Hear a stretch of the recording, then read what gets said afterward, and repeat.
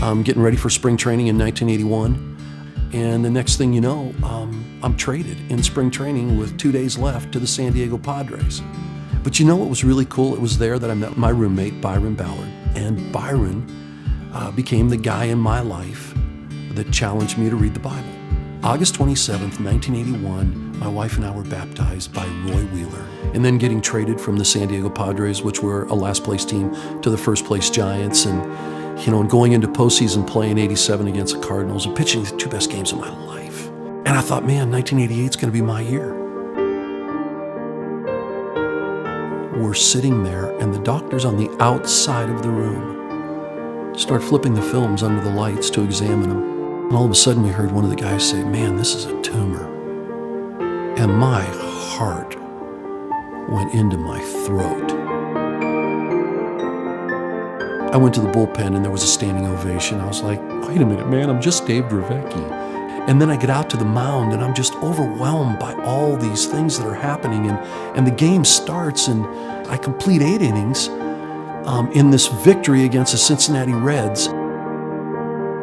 It's a couple hours before the game, sitting there talking with Bob Knepper. It's the day you met Jesus that is so important in all of this. And what God has done is given you a platform through baseball to share His love with those who hurt.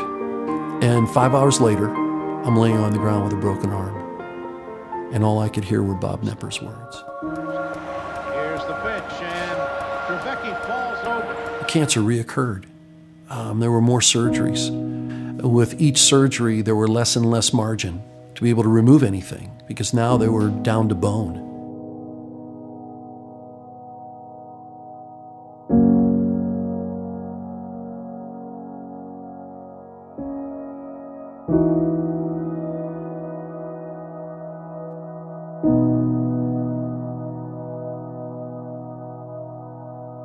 And I felt so much pressure to be an example for others. I entered into an identity crisis. I went into clinical depression.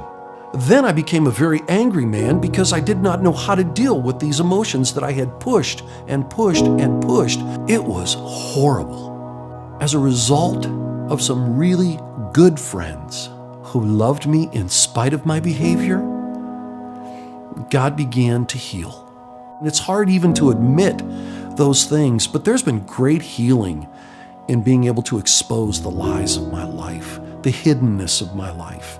Because in that freedom, I've come face to face with true grace. That love that comes even on my worst day.